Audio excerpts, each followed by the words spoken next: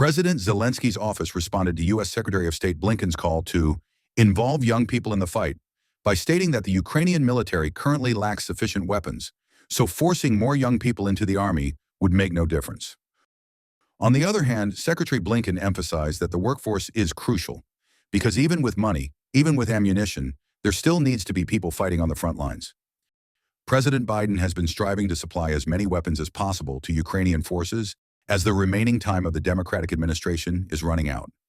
Secretary of State Blinken also emphasized that NATO is working to ensure that every soldier Ukraine mobilizes receives the necessary training and equipment to defend the country effectively.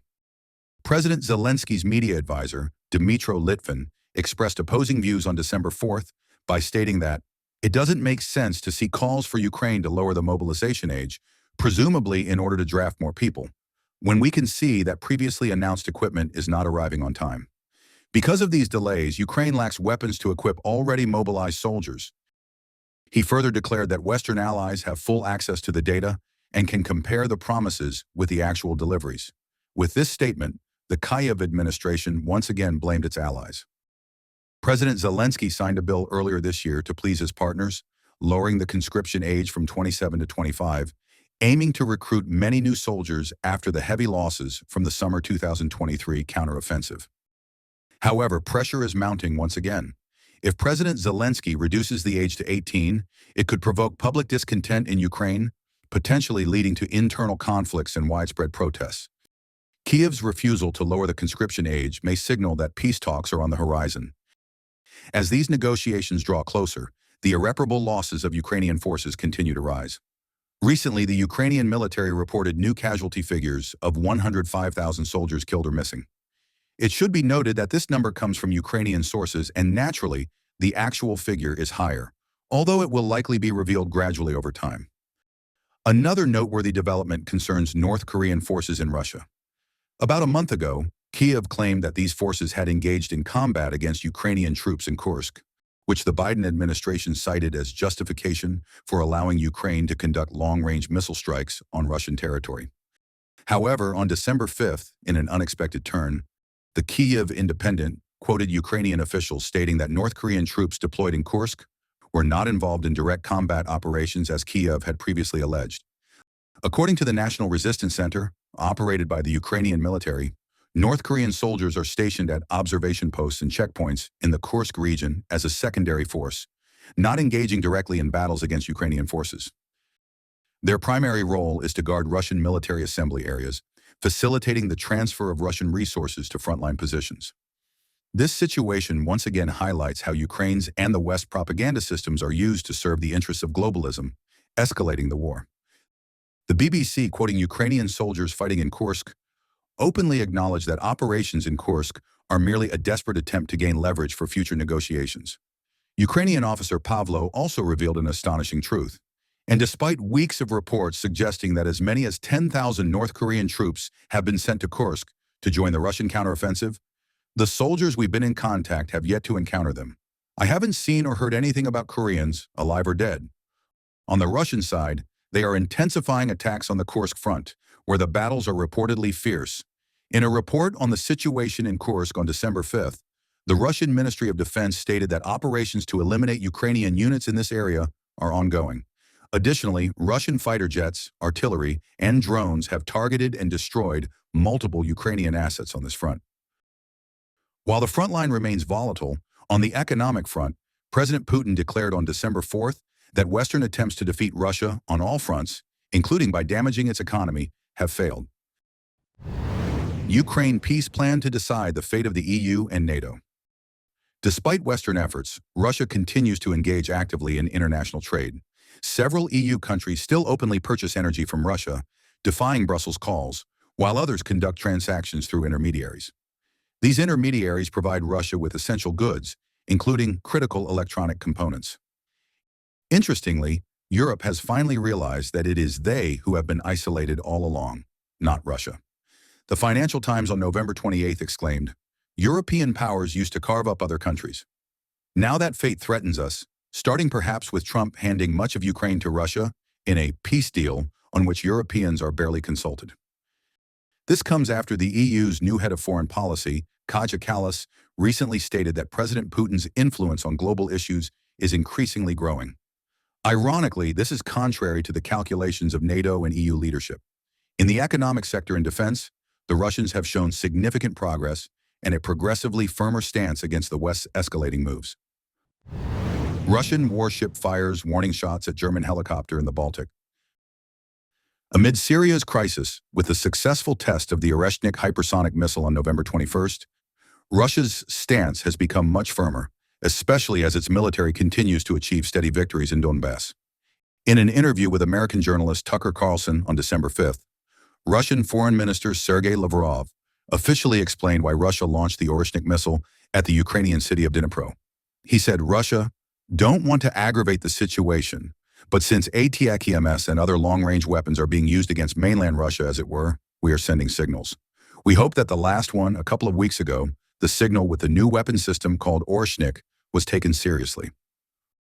One of the strong signals sent to the West following the launch of the Oreshnik missile was the event in which a Russian warship fired at a German military helicopter monitoring the ship's activity in the Baltic Sea.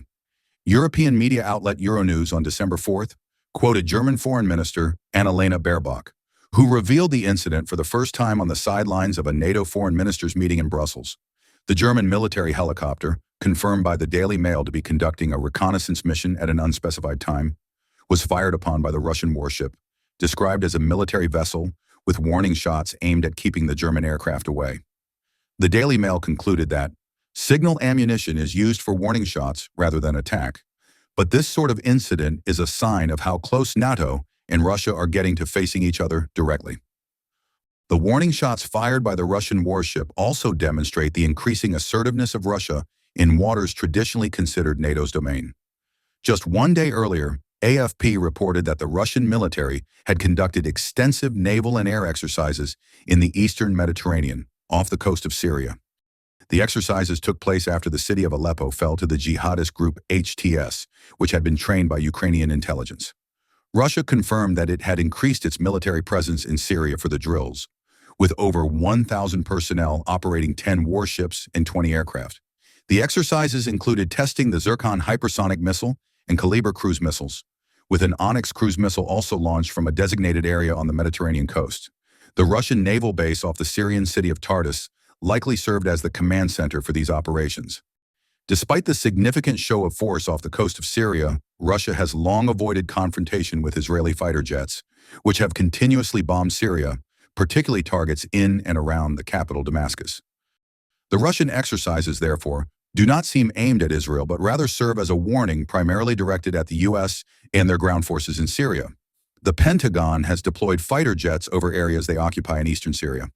Moscow is also attempting to signal that, despite being engaged in combat in Ukraine, it can still maintain a strong posture on other fronts, especially in the Middle East. On December 4th, CNN reported that Russian Chief of Staff Valery Gerasimov called his U.S. counterpart, General Charles Brown. The conversation, which is believed to have taken place on November 27th, reportedly covered regional and global security issues, including the situation surrounding the conflict in Ukraine and how to avoid miscalculations and escalation between the great powers over the Ukraine conflict. During this call, General Gerasimov also informed General Brown about the missile drills in the eastern Mediterranean, aimed at preventing possible incidents with NATO vessels.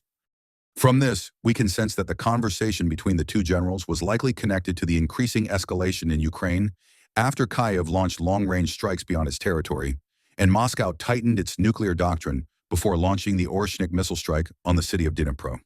It is also worth noting that the most recent Ukrainian missile strike on Russian territory using ATACMS missiles occurred on November 25th. General Gerasimov's call to the Pentagon occurred 2 days later, on November 27th. Since then, up until the time this video was made, there have been no new long-range missile attacks from the U.S. on Russia, nor has Russia used the Oreshnik missile for retaliation against Kyiv, as Russian media had threatened. Amid the power transition in the U.S., Trump unveiled a strategy to pivot back to the Indo-Pacific to contain China. Last week, a Russian submarine was discovered silently entering the South China Sea. A Philippine Navy official told AP on December 2nd that they were surprised to spot the vessel, describing it as a very unusual submarine. According to Jonathan Malaya, Assistant Director General of the Philippine National Security Council, The submarine was identified as Russia's UFA-490, located about 80 miles off the coast. It was reportedly returning to Russia's Vladivostok port after participating in a joint exercise with the Malaysian Navy. The Philippine authorities explained that, like other foreign ships, the Russian submarine had the right to innocent passage in the exclusive economic zone. However, when spotted about 80 nautical miles from the Philippine province of Mindoro, its presence raised concerns. Notably, the submarine was only discovered after it surfaced due to weather conditions. According to the Naval Technology website, Russia's Kilo-class submarine is considered one of the quietest diesel submarines in the world. With a crew of 52, the Kilo is designed for anti-submarine and anti-surface ship operations, surveillance, and general patrol missions. The appearance of the Russian submarine comes at a time when the South China Sea situation is highly complex, with Beijing's increasingly aggressive actions. Philippine President Ferdinand Marcos responded to questions from reporters about the Russian submarine's presence, stating, "Any incursion into the West Philippine Sea, into our exclusive economic zone, into our baseline is very concerning." The alarming increase in maritime conflicts, particularly between the Philippine Coast Guard and the Chinese Navy, has escalated since last year, pushing the upcoming U.S. administration to monitor this crucial global trade route more closely. This concludes today's analysis. Thank you for your attention. We look forward to seeing you in our future video.